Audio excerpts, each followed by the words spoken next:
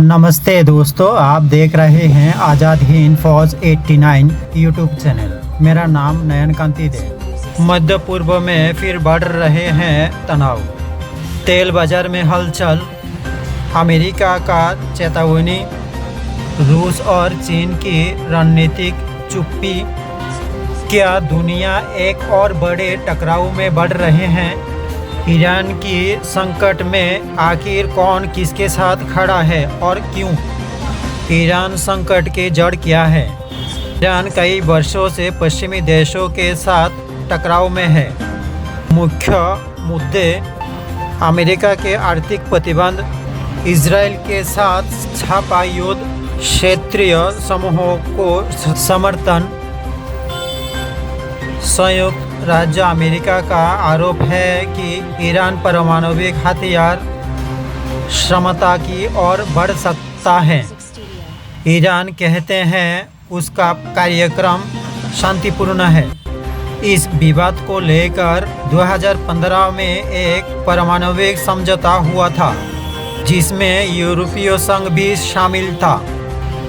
लेकिन बाद में अमेरिका ने समझौते से हटकर फिर प्रतिबंध लगा दिए और यहीं से तनाव लगातार बढ़ गए हैं। इतना बढ़ गया है कि अभी एक दूसरे के देश के ऊपर हमला करना शुरू कर दिया है। अमेरिका और इजराइल मिलकर ईरान के कई प्रमुख नेताओं को मार दिया है और कई प्रमुख सेना अधिकारियों को भी मार दिया है। और ईरान ने भी अमेरिका का कुछ डिफेंस सिस्टम को भी नुकसान पहुंचाया है, ये कहना है ईरान को। इसमें अमेरिका ने कुछ पुष्टि नहीं किए हैं। लेकिन इन दोनों देशों के युद्ध के कारण पूरा विश्व में आर्थिक संकट में बढ़ जाएंगे, क्योंकि एक दूसरे देश के साथ व्यापार ठीक से नहीं कर सकता है। तब धीरे धीरे हर देश में आर्थिक संकट में दबाव आ जाएगा। तेल का भी कीमत धीरे धीरे और भी ऊंचाइयों तक जाने लगेगा। देखते हैं किस देश के साथ कौन कौन खड़ा है और किसका क्या क्या किरदार है। रूस और ईरान के संबंध हाल की वर्षों में काफ़ी गहरे हुए हैं। दोनों देशों पर पश्चिमी प्रतिबंध है। दोनों देशों का रक्षा और तकनीकी सहयोग बढ़ा है। ऊर्जा क्षेत्र में भी साझेदारी है। यूक्रेन युद्ध के बाद रूस ने पश्चिमी दबाव के खिलाफ ऑप्शनल साझेदारी ढूंढे और ईरान उसमें से एक है। लेकिन ध्यान दीजिए, रूस ने सीधे सैन्य हस्तक्षेप की घोषणा नहीं की है। वो कूटनीतिक समर्थन और रणनीतिक सहयोगी की लाइन पर रहे। अगर तनाव बढ़ता है तो रूस संयुक्त राष्ट्र में ईरान के पक्ष में नरम रुख दिखा सकता है। चीन चुप है, लेकिन वो प्रभावशाली खिलाड़ी है। चीन की नीति बहुत रणनीतिक है। चीन ईरान से तेल खरीदते हैं। दोनों देशों के बीच दीर्घकालीन निवेश की समझौता है। चीन मध्य पूर्व में स्थिरता चाहता है, क्योंकि उनकी ऊर्जा सप्लाई इस क्षेत्र पर निर्भर है। वो पर्दे के पीछे आर्थिक और कूटनीतिक संतुलन बनाए रखते हैं। विश्लेषणों के अनुसार अभी जैसे युद्ध बढ़ गया है, मेरे को लगता है कि वो खुले तौर पर तो नहीं, आर्थिक चैनलों के जरिए समर्थन दे सकता है या दे रहा है। ये युद्ध भारत के लिए स्थिति बेहद संवेदनशील है।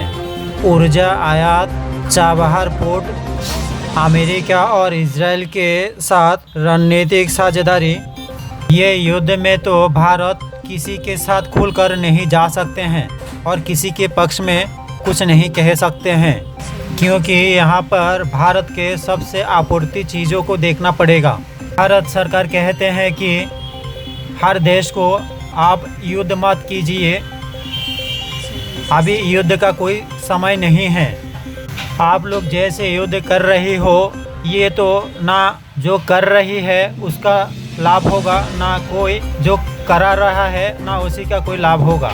लेकिन इसमें लाभ हो रहा है जो अंदर अंदर से ये युद्ध करवा रहा था या करवा रहा है, उन लोगों को ये प्रॉफिट हो रहा है। ये तो सब लोगों को दिखाई दे रहा है, लेकिन देखने के बावजूद भी अनदेखा करना पड़ रहा है, क्योंकि यहाँ पर व्यापार जो चीज़ है ना, वो इतना एक लालच का जो चीज़ है, किसी को भी यहाँ पर मार सकते हैं, किसी को भी यहाँ पर जिंदा कर सकते हैं। ये एक पैसा का लालच है। ये युद्ध में भारत स्थिरता चाहते हैं, तेल की जो आपूर्ति है उसको भी पूरा करना चाहते हैं, अपने नागरिकों का सुरक्षा चाहते हैं। और इसमें पाकिस्तान का क्या किरदार है? पाकिस्तान और ईरान के साथ तो हमेशा एक संघर्ष लगा रहता है, एक क्लश लगा रहता है। अभी भी सुनाई दे रहा है कि पाकिस्तान के सरकार ने अमेरिका के साथ मिलकर अमेरिका को ये युद्ध में सहायता कर रहा है। ये बात कहते कहते मेरे को और भी एक खबर आई है कि पाकिस्तान के ऊपर तालिबान ने कई शहर के ऊपर ड्रोन हमले किए हैं और इसके साथ साथ सेना का कई ठिकाना के ऊपर हमला किया है।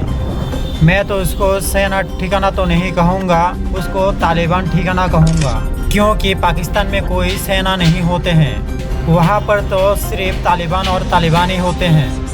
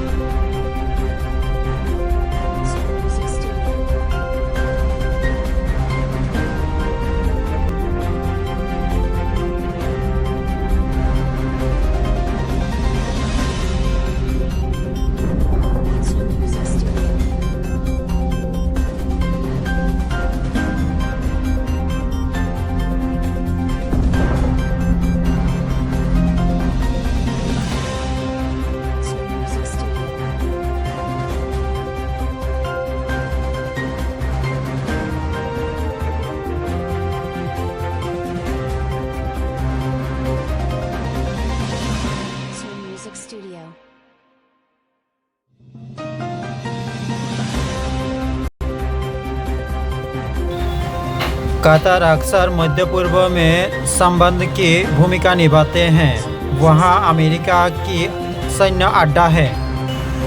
कतर कई बार अमेरिका और क्षेत्रीय समूहों के बीच मध्यस्थता कर चुका है।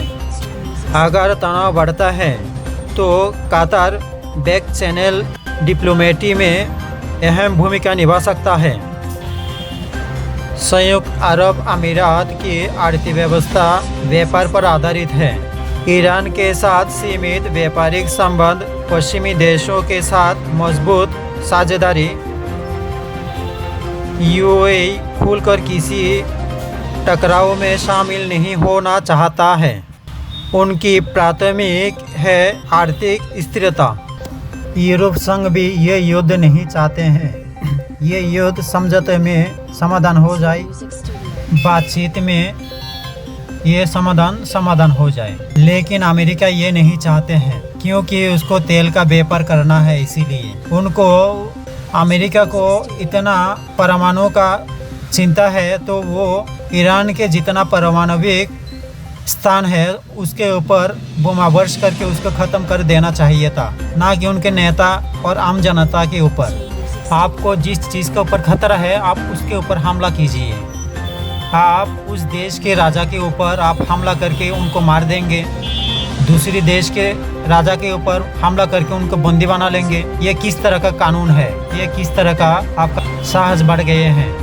ये वीडियो से मैं पूरा दुनिया को एक बात बता रहा हूँ कि आप लोग इकट्ठा होकर दूसरा एक अंतर्राष्ट्रीय जो व्यापार कर सके ऐसा एक पैसा निकालिए।